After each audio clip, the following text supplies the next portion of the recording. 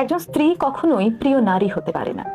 আপনি যদি বেশিরভাগ মানুষকে জিজ্ঞেস করেন আপনার জীবনের প্রিয় নারীকে, স্বভাবতই অনেকে বলবেন মা, কেউ কেউ বলবেন বোন, কেউ বলবেন মেয়ে, আবার অনেকেই বলবেন নানি, কারণ তিনি তাকে কোলে পিঠে করে মানুষ করেছেন।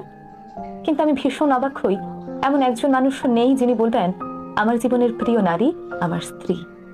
আসলে বাঙালিদের সমস্যাটা হলো স্ত্রীকে ভালোবাসি বললে মান সম্মান কমে যায়, স্ত্রীর কাছে ছোট হতে হয়, লোকে বউ পাগল বলবে, আবার অন্যান্য পুরুষের কাছে নিজের পৌরুষত্বটা একটু কমে যায়।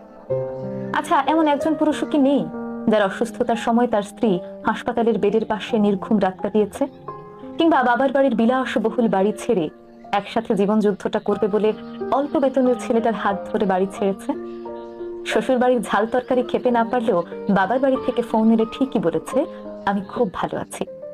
নাকি মায়ের হাতের রান্না, নিজের প্রিয় বিছানা, কিংবা ছোট থেকে বড় হয়ে ওঠা যে বাড়িতে, সেই বাড়ি ছেড়ে আসাটা এতটাই সহজ।